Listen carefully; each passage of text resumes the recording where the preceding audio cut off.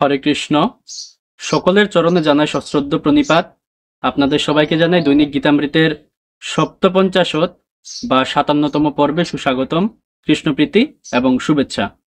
দৈনিক গীতামৃতের আজকের এই পর্বে আমি আপনাদের নিকট আলোচনা করব ভগবদ্গীতার দ্বিতীয় অধ্যায়ের একবিংশ বা ২১তম শ্লোক নিয়ে। আপনারা সকলে ধৈর্য এবং মনোযোগের সহিত সম্পূর্ণ ভিডিওটি শেষ পর্যন্ত দেখুন এবং শ্লোকের মাহাত্ম্য এবং তাৎপর্য হৃদয়ঙ্গম করার প্রচেষ্টা করুন। আমি শুরু করছি, আপনারা সাথেই থাকুন। ওম নমো ভগবতে বাসুদেবায়, ওম নমো ভগবতে বাসুদেবায়, ওম নমো ভগবতে বাসুদেবায়। শ্রীমদ্ ভগবদ গীতা দ্বিতীয় অধ্যায় সাংখ্য যোগ। তো শ্লোকটি হচ্ছে ভগবান শ্রীকৃষ্ণের। ওম বেদা বিনা শিনম নিত্যম ইয় এনম অজম অব্যয়ম কথম স পুরুষ পার্থ কম ঘাতয়তি হন্তিকম। আবার পাঠ করছি। বেদা বিনা শিনম নিত্যম ইয় এনম অজম অব্যয়ম কথম স পুরুষ পার্থ কম ঘাতয়তি হন্তিকম। অনুবাদ: হে পার্থ, যিনি এই আত্মাকে অবিনাশী, শাশ্বত, জন্মরহিত ও অক্ষয় বলে জানেন, তিনি কিভাবে কাউকে হত্যা করতে পারেন বা হত্যা করার কারণ হতে পারেন।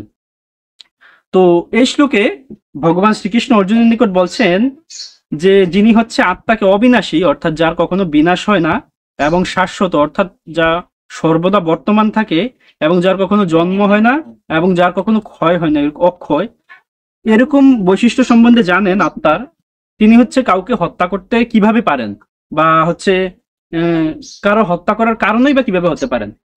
তো ভগবান শ্রীকৃষ্ণ এই সমস্ত কথাবার্তার মাধ্যমে অর্জুনকে বোঝাচ্ছেন যে আত্মা হচ্ছে অবিনাশী, অর্থাৎ তার কখনো বিনাশ হয় না এবং সে সর্বদা বর্তমান থাকে, অর্থাৎ শাশ্বত বা সনাতন, এবং তার কখনো জন্ম হয় না, মৃত্যুও নেই, ক্ষয়ও নেই। ওটা ভগবান শ্রীকৃষ্ণ তাদেরকে বোঝাচ্ছেন। এবং এই সমস্ত বিষয় যারা জানেন, তারা কি কখনো কাউকে হত্যা করতে পারে? অর্থাৎ তারা তো জানে যে আত্মাকে হত্যা করা যায় না, সুতরাং তারা যে হত্যা করছে সেটা তো হত্যা হচ্ছে না, তা হচ্ছে দেহের হত্যা। আচ্ছা, হত্যা করার কারণও হতে পারেন না, অর্থাৎ নিজে তো হত্যা করেন না, বরঞ্চ অন্য কাউকে দিয়ে হত্যা করান না বা হত্যা করতে সহযোগিতা করেন না, হত্যা করার কারণও হন না। এটা ভগবান শ্রীকৃষ্ণ তাকে বলছেন।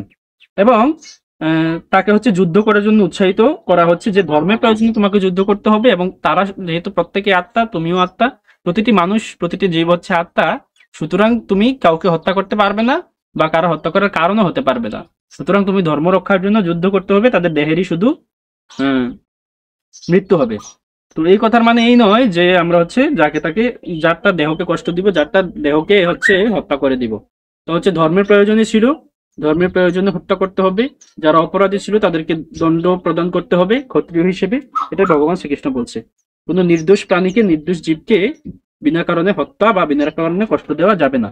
আচ্ছা, তো এই শ্লোক সম্বন্ধে শ্রীল প্রভুপাদ কি মন্তব্য করছেন সেই বিষয়টা আমরা তাৎপর্য থেকে দেখে নেই। তাৎপর্য: সবকিছুরই যথার্থ উপযোগিতা আছে এবং যিনি পূর্ণ জ্ঞান সম্পন্ন, তিনি জানেন কোন জিনিস কোথায় এবং কিভাবে প্রয়োগ করলে তার পূর্ণ সদ্ব্যবহার করা হবে। তেমনই হিংসারও যথার্থ উপযোগিতা আছে এবং যিনি যথার্থ জ্ঞানী, তিনি জানেন কিভাবে হিংসার প্রয়োগ করতে হয়। বিচারক যখন আসামিকে খুনের জন্য দোষী সাব্যস্ত করে প্রাণদণ্ড দেন, তখন হিংসাত্মক কাজ করেছেন বলে বিচারককে কেউ অভিযুক্ত করে না, কেননা তিনি বিচারের রীতি অনুযায়ী এই দণ্ড দেন। মানব সমাজের শ্রেষ্ঠ নীতিশাস্ত্র মনু সংহিতাতে খুনিকে প্রাণদণ্ডে দণ্ডিত করার নির্দেশ দেওয়া আছে, যাতে এই মহাপাপের জন্য পরবর্তী জীবনে তাকে আর ফলভোগ করতে না হয়। তাই রাজা যখন খুনিকে প্রাণদণ্ডে দণ্ডিত করেন, তখন তা তার মঙ্গলের জন্যই করেন। তেমনই শ্রীকৃষ্ণ যখন যুদ্ধ করবার আদেশ দেন, তখন বুঝতে হবে যে চরম বিচারের জন্যই তিনি এই হিংসার বিধান করেছেন। তাই অর্জুনের কর্তব্য হচ্ছে ভগবানের নির্দেশ পালন করা। একথা জেনে যে কৃষ্ণের জন্য যুদ্ধ করার এই ধরনের কার্যকলাপ কখনোই হিংসাত্মক নয়, যেহেতু তার ফলে মানুষ তথা আত্মার বিনাশ হয় না। সুতরাং সুবিচারের স্বার্থে তথাকথিত হিংসাত্মক কার্যকলাপের অনুমতি দেওয়া হয়েছে। অস্ত্রোপচার করা হয় রোগ নিরাময়ের জন্য, রোগীকে মেরে ফেলবার জন্য নয়। তাই শ্রীকৃষ্ণের আদেশ অনুসারে যুদ্ধ করার ফলে অর্জুনের কোনো পাপ হবার সম্ভাবনা নেই। তো আমরা বুঝতে পারলাম যে হিংসা এটা এমন একটা হচ্ছে গুণ, এটা যথোপযুক্ত স্থানে প্রয়োগ করতে হবে। যেমন কোনো নির্দোষ মানুষকে কোনো সাধারণ মানুষ যদি হত্যা করে, বা হত্যা করতে উৎসাহিত করে, তবে সেটা হচ্ছে অপরাধ। কিন্তু যখন কোনো বিচারক, যখন কোনো হচ্ছে শাসক, যখন কোনো রাষ্ট্রপ্রধান বা রাজা, তিনি যখন কাউকে হচ্ছে কোনো ব্যক্তি কাউকে হত্যা করেছে এবং সেই হত্যার দায়ে তাকে যখন প্রাণদণ্ড দেন, হত্যা করার জন্য আদেশ দেন, তখন কিন্তু সেটা অপরাধ না। কারণ এতে করে সমাজে বিশৃঙ্খলা পরবর্তীতে সৃষ্টি হবে না, কেউ অপরাধ করতে হচ্ছে সাহস করবে না, এবং ওই অপরাধী পাপ থেকে মুক্ত হবে। সেটা আমরা হচ্ছে বুঝতে পারলাম। তো আজ এই পর্যন্তই। এই শ্লোক পাঠে, উচ্চারণে, অনুবাদ প্রকাশে, তাৎপর্য বিশ্লেষণে কিংবা মতামত প্রদর্শনে কোনো রকম ভুল ত্রুটি হয়ে থাকলে আপনারা সেটা ক্ষমাসুন্দর দৃষ্টিতে দেখবেন। আপনাদের সহিত দেখা হচ্ছে পরবর্তী পর্বে, পরবর্তী ভিডিওতে, পরবর্তী দিবসে, পরবর্তী শ্লোকের পর্যালোচনায়।